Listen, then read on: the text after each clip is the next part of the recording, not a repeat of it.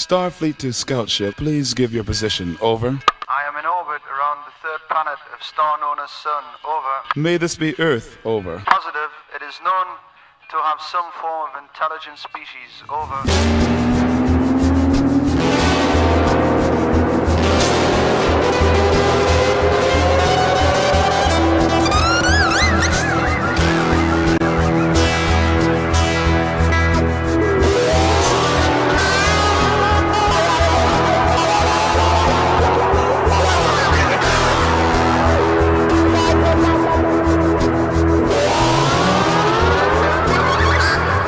Ma perché le piramidi sembrano essere gli edifici più importanti esistenti al mondo?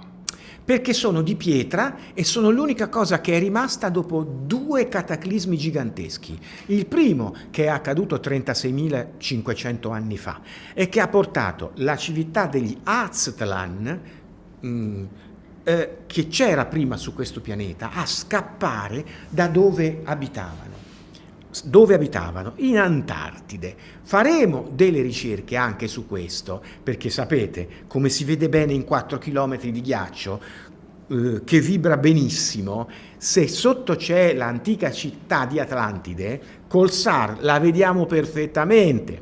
Quindi speriamo di rimanere in vita ancora per qualche tempo per poter fare queste ricerche che se crepiamo domani mattina probabilmente non potrà più fare nessuno. Gli Atlantidei, 36.500 anni fa, casca una delle 2 lune che avevamo, piccola. Ci sono le cronache delle leggende di tutte le parti del mondo che dicevano prima c'era una luna più piccola, la luna grande non c'era. Quella che c'è oggi, non c'era. La Luna Grande entra nell'atmosfera, nella orbita terrestre, destabilizza la Luna più piccola che nel giro di un anno fa più di 300 eclissi, tutto documentato su calendari aztechi. Pensate, la Luna piccola cade e succede un macello. Gli Atlantidei, gli Aztlan, vanno in tutte quelle parti del mondo dove troviamo piramidi, linguaggio pseudo egiziano, cioè geroglifici. Troviamo la costruzione dei dolmen, troviamo le tribù che hanno grande percentuale di fattore RH negativo nel sangue. Troviamo anche in posti dove ci sono villaggi, sono tutti neri di pelle, villaggi di persone con pelle completamente bianca. C'è qualcosa che non va. Cosa ci fa un geroglifico egizio in America del Nord? Come ci sono arrivati i geroglifici egizi in Australia? Come ci sono arrivati vicino al lago Titicaca? Geroglifici egizi perfetti, no quasi uguali. La scienza ufficiale è costretta a pensare che gli antichi egizi avessero girato tutto il mondo, ma gli antichi egizi, abbiamo dimostrato 30 secondi fa, non ci sono mai stati.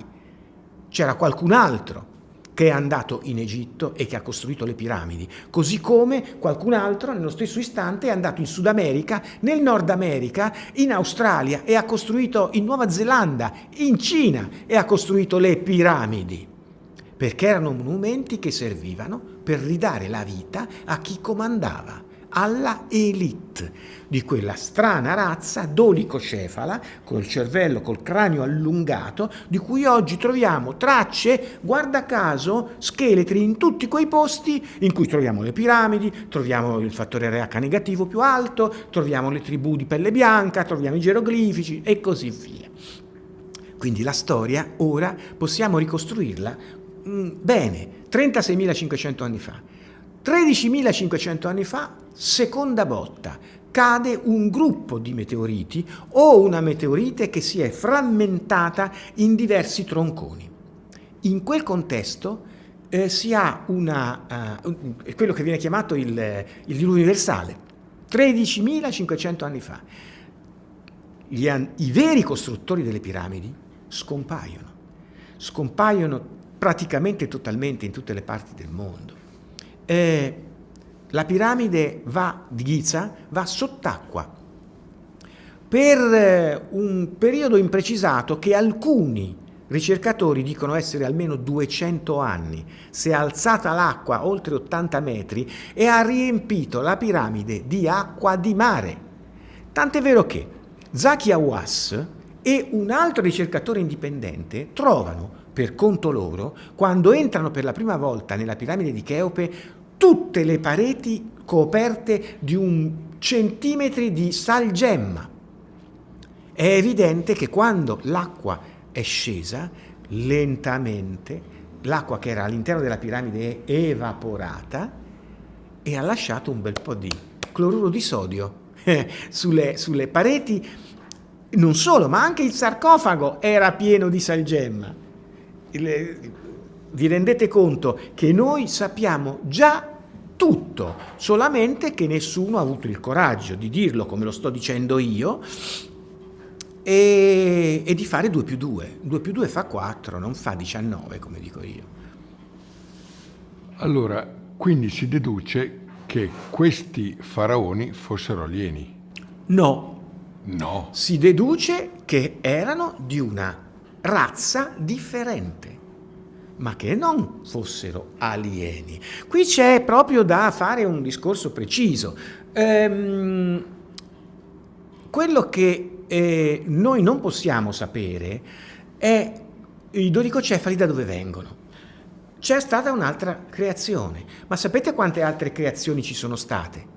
Noi troviamo scheletri oggi sul nostro pianeta di razze umanoidi, umane, completamente diverse, soprattutto i crani giganteschi, crani molto più piccoli, crani dodicocefali, crani veramente non dovuti a malattie genetiche strane, ma a esseri umani completamente diversi. Noi abbiamo avuto almeno 4 yuga, 4 periodi grandi differenti, che hanno portato probabilmente alla presenza di molteplici tipi di creazioni. Anche questo discorso la Chiesa non vorrebbe sentirselo dire, perché secondo la Chiesa c'è Dio che ha creato l'uomo, l'ha creato su questo pianeta e basta, sugli altri pianeti non c'è nessun altro. A eccezione degli angeli e dei demoni, perché nel Vecchio Testamento c'è scritto angeli e demoni, nella Bibbia c'è scritto quindi angeli e demoni, che però, guardate come nelle antiche tradizioni la realtà, la verità viene sempre fuori. Gli angeli e i demoni che hanno una caratteristica, non hanno anima. C'è scritto chiaramente. Allora vedi che gli angeli e i demoni che non hanno anima sono forse gli alieni, buoni e cattivi, tra virgolette, che vengono qui perché sono gelosi, come c'è scritto nelle vecchie tradizioni, sono gelosi degli uomini, perché gli uomini hanno questa cosa, che loro non hanno. Quindi è importante comprendere questa cosa qui e dire: gli antichi dolicocefali conoscevano, avevano conoscenze e consapevolezze che forse non erano loro, ma erano di qualcun altro che gliele aveva date. E su questo possiamo ragionare. Per esempio, in India ci sono un sacco di testi antichi, non ancora tradotti neanche dal sanscrito e dal proto-sanscrito, in cui si parla di oggetti volanti non identificati che loro chiamavano Vimana. Viman vuol dire casa, luogo, stanza occupata da uomini che vola. Vimana. E gli antichi principi indiani avevano i Vimana per trasporto, per farsi la guerra, per fare le cose che dovevano fare. E c'è scritto chiaramente nel Mahabharata, se non ricordo male, che i Vimana, quando facevano la guerra con altri esseri che venivano da un altro posto che era oltre l'oceano, che si chiamava Aztlan, e questi Aztlan avevano macchine volanti che si chiamavano Ashvin. Ashvin ha diversi significati, anche in sanscrito, è la rappresentazione di dei fratelli gemelli volanti, Ashvin. Gli Ashvin e i Vimana che si facevano la lotta tra di loro. Che ne so, come hanno costruito le piramidi, come hanno spostato i massi, con quale tecnologia, noi non lo sappiamo, però possiamo pensare sicuramente che ci fosse una tecnologia di cui noi ovviamente non abbiamo neanche la più pallida idea, anche se un po', devo dire, io un po' l'idea ce l'ho. Per esempio, cosa dicono le antiche tradizioni? Salomone doveva costruire il Tempio di Salomone e Dio dice: guarda Salomone, non ti stare a rompere le scatole, ti do io l'apparecchiatura per costruire il Tempio e ti do questo oggetto, il quale oggi lo tradurremmo come verme di luce. Serve per tagliare le pietre per cui te puoi costruire il Tempio in questo modo. Di questi oggetti, per esempio, ce ne sono tracce anche nel mondo orientale, i Vakira o Vajira. È un altro oggetto simile al verme di luce che usa Salomone per fare lanciare fulmini. Non so se molti di voi si ricorderanno, per esempio, siccome nell'antica Grecia c'è Giove che è il dio dei fulmini e ha in mano una cosa che sembra un tridentino da questa parte e un altro tridentino da quest'altra parte, ed è quella cosa da cui escono i fulmini. Ha la stessa forma degli strumenti che vengono descritti in tutte le altre parti del mondo, anche in America Latina, che servono per intagliare la pietra, fonderla, manipolarla, farla diventare di luce poco pesante. Questo c'è scritto in tanti lavori, anche ripresi da lavori scientifici che riportano, sia da un punto di vista storico che da un punto di vista ingegneristico, queste leggende per far capire che cosa c'era una volta. Ma Corrado, se questi faraoni usavano le persone, la loro parte animica, per rigenerarsi e vivere migliaia di anni, hai detto, no? Questi faraoni morivano o andavano come in clinica ed erano in coma? Com'era la cosa? Quello che noi sappiamo, se dobbiamo interpretare la storia, l'interpretazione è questa, quella che io gli do è questa. Il faraone Dolicocefalo faceva parte di una elite atlantidea che utilizzava quindi gli esseri umani normali, perché gli esseri umani normali avevano parte animica, i dolicocefali no. Questo va sostenuto. Quindi si prendeva quella parte che aveva le informazioni della vita, ci si rigenerava e poi si riprendeva questa parte e si rimetteva nel contenitore dove l'avevamo trovata, per utilizzarla una seconda volta. Il progetto del dolicocefalo è stato anche un progetto che noi abbiamo intravisto quando noi facevamo le ricerche sulle civiltà aliene che venivano a romperci le scatole su questo pianeta. Un progetto era: l'alieno non ha parte animica perché il suo DNA non glielo permette. La parte animica è una cosa che sembra agganciarsi al DNA mitocondriale e se il DNA mitocondriale non ha quella sequenza di basi puriniche e pirimidiniche, che sono gli scalini di una scala a chiocciola che rappresenta il DNA, se non c'è quella sequenza precisa, la parte animica con quella frequenza di vibrazione lì non si aggancia al DNA, che è la rappresentazione di un'antenna che ha una certa frequenza. Bene, allora bisogna fare un progetto di ricerca di questo tipo, prendere l'alieno e modificare il DNA di un alieno, fare in modo che le basi puriniche e pirimidiniche dell'alieno siano con la stessa sequenza del DNA mitocondriale umano. Per fare questo bisogna mescolare la razza aliena con la razza terrestre. Questa era l'idea che veniva fuori quando noi facevamo le ipnosi regressive su soggetti addotti che ci facevano pensare che questo fosse uno dei progetti alieni. Lo stesso progetto alieno ce lo troviamo nell'antico Egitto. Faraone Dio. I faraoni dei vivevano 4.000 anni e avevano il cranio allungato, così come si trova nelle mummie che noi stiamo analizzando ai tempi moderni. Akhenaton aveva un cranio spropositato. Le statue sono state analizzate, ci sono stati proposti anche dei lavori scientifici sullo studio di alcuni tipi di enzimi che questi faraoni avevano e che noi non abbiamo, una razza diversa. Mano a mano che il faraone, che non ha parte animica, si unifica con soggetti Cro-Magnon normali, quello che accade è che il DNA veramente sembra modificarsi. Il cranio, molto allungato prima, comincia ad accorciarsi. Il fattore RH negativo comincia a scomparire e cominciano a comparire gli RH positivi. Cosa sta succedendo? Gli dei stanno diventando umani. E nell'istante in cui gli dei diventano umani, perdono la loro longevità e muoiono prima.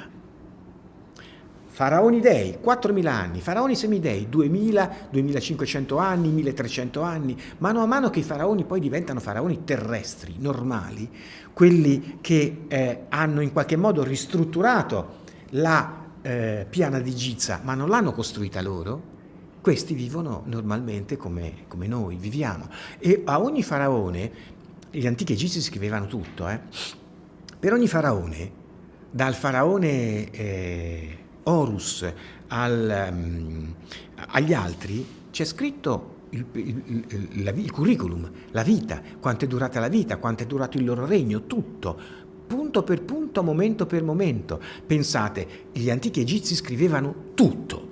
Ci fosse stato un antico egizio che avesse descritto come si costruisce la piramide. Non c'è. Perché? Perché non l'hanno fatta loro. È semplice.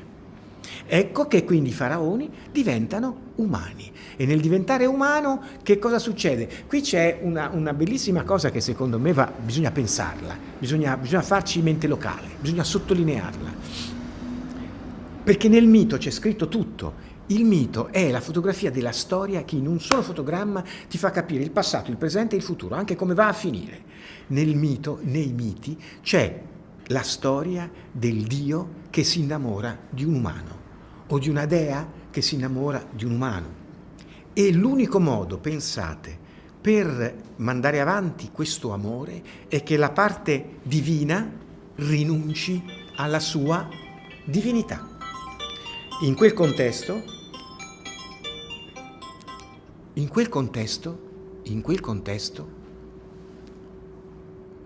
è proprio quello che è successo. Il faraone, Dio o semidio, essere superiore, volente o nolente, per acquisire la parte animica per sempre, ha dovuto a collo torto rinunciare alla vita, alla sua deità, ed è diventato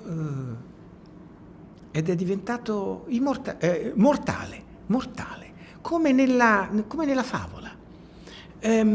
Si comprende, se noi vogliamo comprendere questo, vogliamo tirarne fuori una morale, e la morale è quella del film, del ritratto di Dorian Gray. Dorian Gray fa un patto col diavolo, il diavolo si impossessa della sua anima e Dorian Gray non invecchia mai. Invecchia al suo posto un quadro. Come finisce il romanzo? Il romanzo finisce che Dorian Gray si stufa della immortalità, perché noi siamo venuti qui come esseri umani per imparare a capire che cosa vuol dire la morte, perché la morte fisica sostanzialmente è quel momento in cui tu comprendi che in questo universo la morte non esiste e l'unico modo per capirlo e per tornare a essere coscienza integrata è fare l'esperienza della morte, quindi devi morire, non puoi rifiutare l'esperienza perché quella è fondamentale per comprendere come è fatto l'universo. Dorian Gray si stufa di vivere e comprende che la felicità è proprio nella morte, nell'aver compreso l'ultima cosa che ti separa dalla dualità.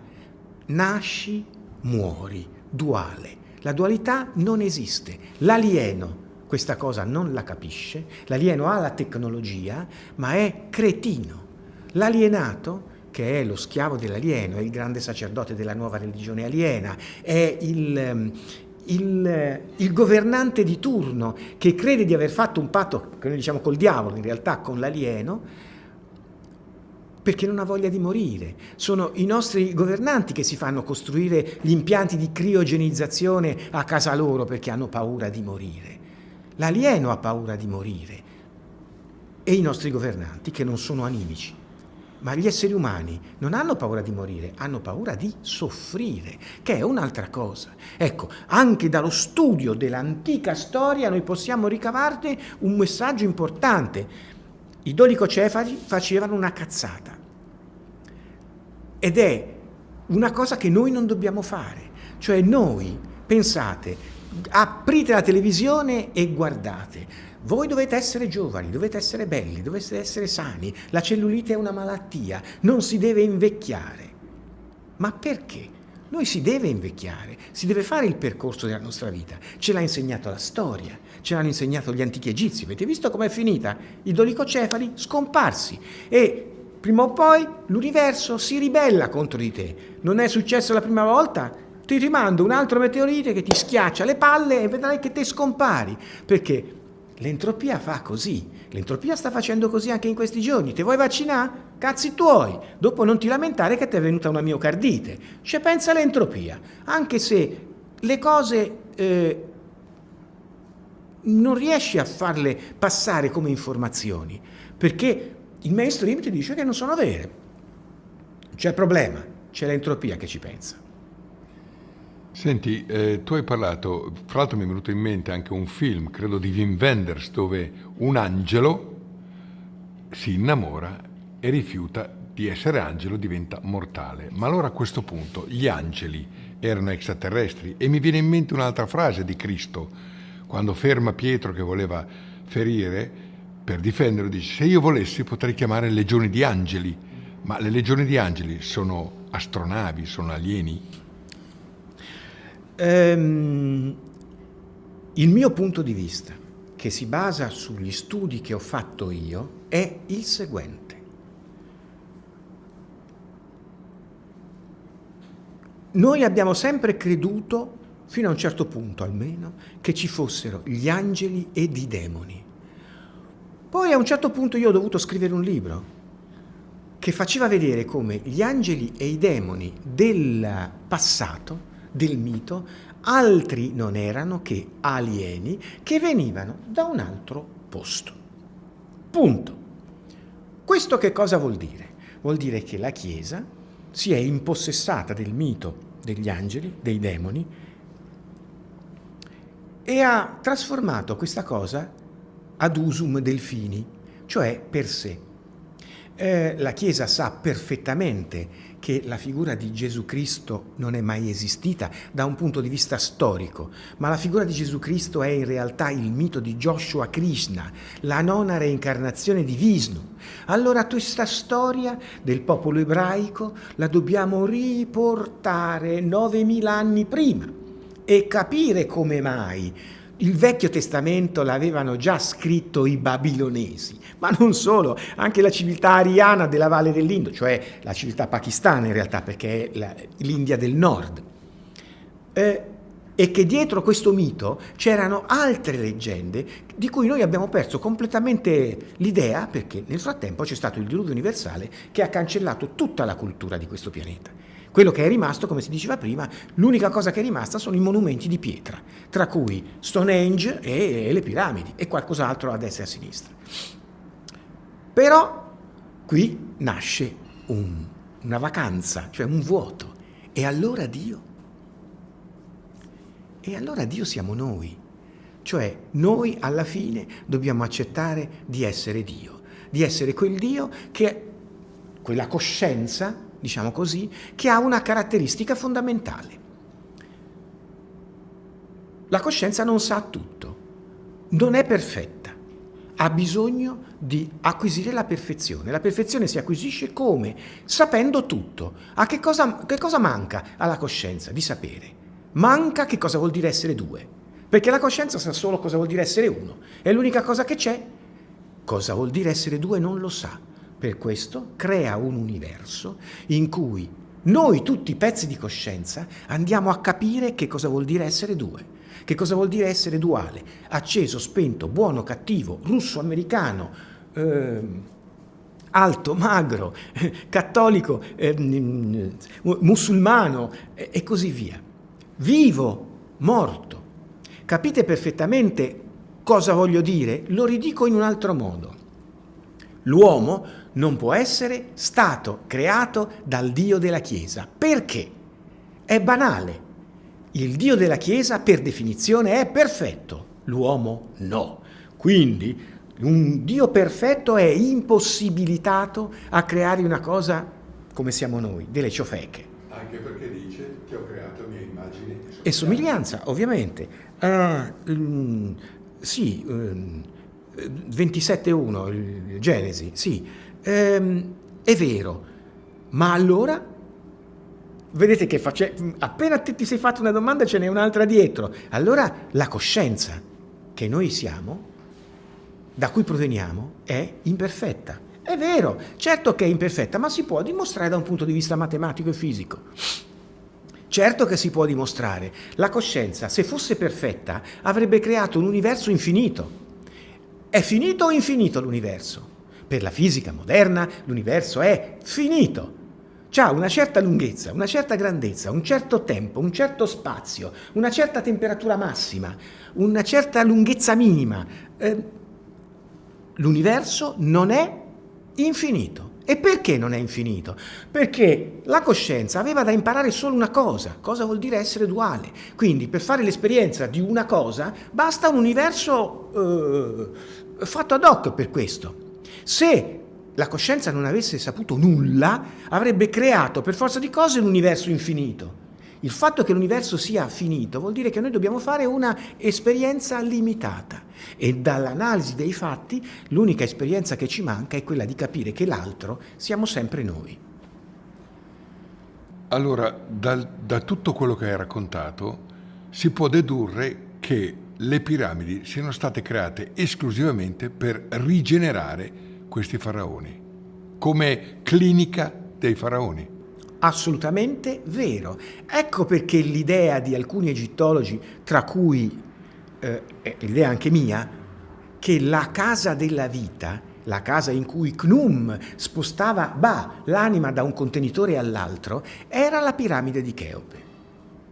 Ma è un macchinario che potrebbe essere messo in funzione anche oggi? Certo, ma oggi non si usano più quelle tecnologie, perché la nostra civiltà, che non era la civiltà degli Atlantidei, che si basava sullo studio dei fononi, cioè della vibrazione sonora, la nostra civiltà ha studiato i fotoni, non ci ha capito niente, però noi usiamo i campi elettromagnetici, dove loro usavano la vibrazione. E guardate come alla fine il morale della favola finisce. Noi abbiamo cominciato con il SAR, il radar ad apertura sintetica, a studiare, a emettere fotoni ad alta energia che si sono poi trasformati in un segnale fononico. Si torna indietro a studiare una cosa che era stata costruita su base e ideologia fononica con i fononi. Questo chiude veramente il ciclo.